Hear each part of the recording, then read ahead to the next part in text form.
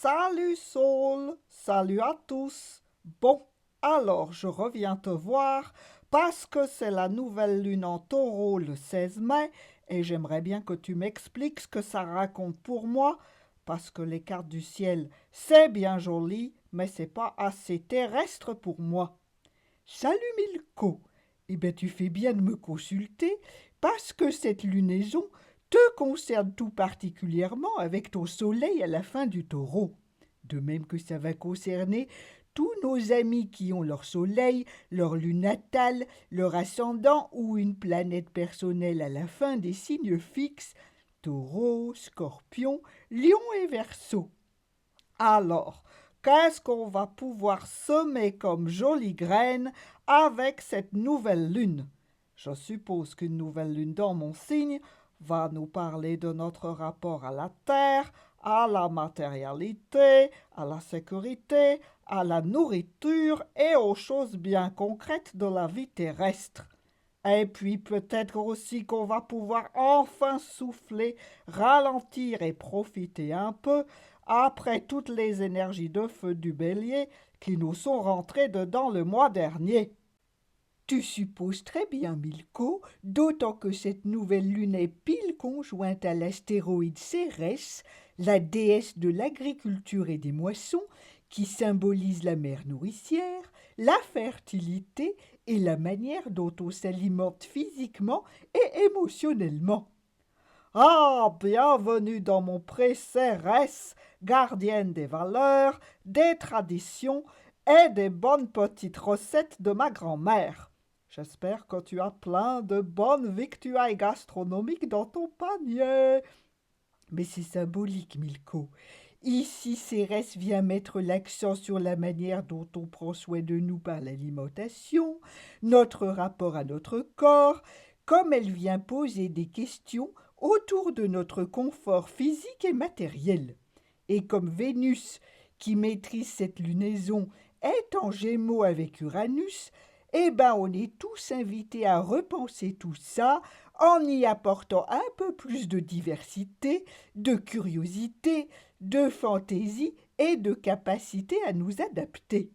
Du coup, c'est peut-être le moment de sortir ton museau du livre de recettes de ta grand-mère et d'apprendre de nouvelles choses en cuisine, en permaculture ou dans d'autres domaines. Ben, avec Mars qui va entrer en taureau le 19 mai et former un carré à Pluton, j'ai bien l'intention de prendre le taureau par les cornes et d'agir pour ma sécurité alimentaire. Je vais m'activer pour assurer ma propre production de patates, prévoir un paquet de foin pour l'hiver, parce qu'avec toute cette instabilité sur les matières premières, on ferait tous bien de s'occuper de notre potager et de reprendre le pouvoir sur notre nourriture. Ah ben avec Jupiter en cancer au sextile de cette nouvelle lune, tu peux miser sur la sécurité dans ton enclos et sur la croissance de tes patates, c'est de très bon augure. Mais n'en fais pas non plus une idée fixe, ok? Pense aussi à changer d'air et à te changer les idées, parce que ta maîtresse Vénus, lorsqu'elle est en Gémeaux, c'est un papillon. Alors elle t'invite à sortir, à t'amuser, à flirter, à butiner. Moi, elle est un peu trop légère à mon goût, cette Vénus. Elle risque de se trouver comme la cigale, fort dépourvue quand la bise sera venue. Ben, elle va entrer en cancer seulement 3 jours après cette nouvelle lune et réactiver les valeurs de protection et de sécurité. Alors en attendant, profite un peu, sors, va voir les vaches voisines. Le problème, c'est que je rumine un peu trop en ce moment, je suis préoccupé, j'arrête pas de cogiter. Avec tous ces bouleversements dans le monde, c'est tout de même bien légitime de réfléchir à comment se sécuriser. Ah ben, vu que Mercure est aussi conjoint à cette nouvelle lune, ça m'étonne pas que ça gamberge sec là-dedans. Et comme Mercure est sur le point d'entrer chez lui en Gémeaux et de former une conjonction à Uranus, tu pourrais même te retrouver avec du pop-corn qui te saute partout dans la tête autour des 17-18 mai. Ben, qu'est-ce qu'on peut faire avec du pop-corn dans la tête au lieu de l'avoir tranquillement dans un cornet, confortablement posé devant un bon film? C'est une conjonction, Milko. Alors c'est à double tranchant. Mercure-Uranus, si tu le vis mal, ça va te donner le tournis parce que tes pensées vont partir tous azimuts et tu risques d'avoir le cerveau en surchauffe. Mais si tu parviens à canaliser ton mental, ça peut te valoir des idées géniales, des solutions, des révélations, le truc instantané qui fait tilt, eureka, et qui débloque tout. Oh non, je vais pas encore me dépêtrer les neurones d'Uranus sur cette lunaison, moi qui pensais qu'il avait décollé de mon pré pour de bon. Oui, tout à fait. Uranus est à 1 degré des Gémeaux et il reviendra pas en arrière. Et puis il est toujours en très bon aspect à Neptune et à Pluton. Alors plutôt que de faire une fixette sur ton coffre-fort ou sur ton garde-manger, laisse une chance aux surprises, à la nouveauté. Autorise-toi à penser autrement. Prends cette lunaison comme une opportunité de transformer ta manière d'appréhender les choses. Tu pourrais vraiment te surprendre et trouver la vie plus légère. Mais la vie n'est pas légère pour un taureau, Saul. Au mieux, la vie est belle, la vie est bonne, la vie est confortable, mais elle n'est pas légère comme cette Vénus en Gémeaux. Et puis, il y a ce Mars toujours en bélier, là, et en conjonction à Chiron lors de cette nouvelle lune, et ça remue littéralement le couteau dans la plaie. Pour la bonne cause, Milko. Si ça pique, c'est que c'est le moment tout indiqué pour soigner cette blessure qui se ravive peut-être parce que tu l'as négligée. Ok?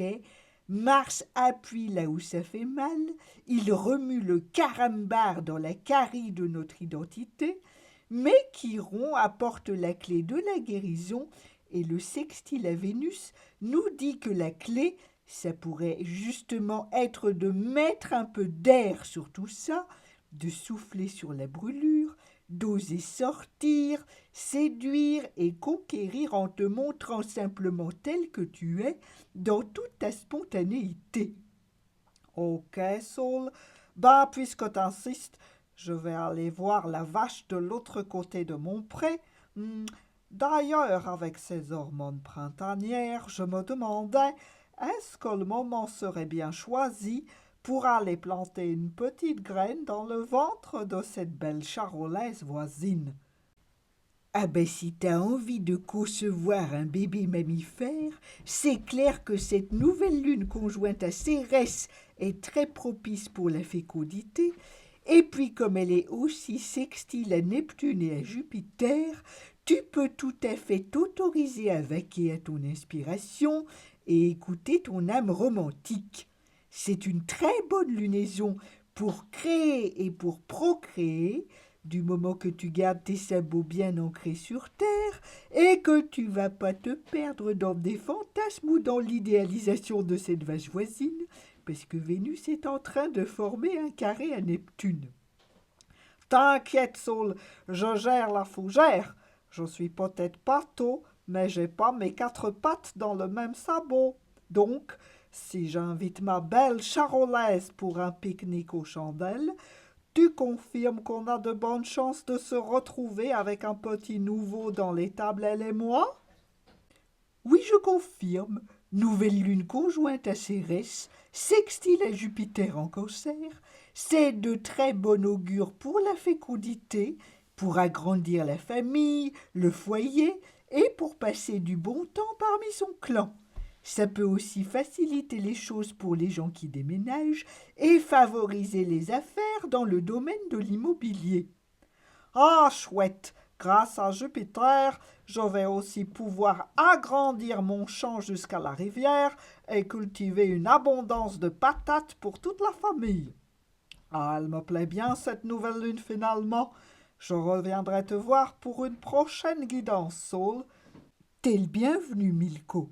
Et si t'as besoin de moi pour une analyse de thème ou pour des prévisions personnalisées, tu peux me contacter à l'adresse mail indiquée dans la description. Je suis là pour toi. Parfait. Merci Saul. Alors, je nous souhaite une très bonne lunaison à tous.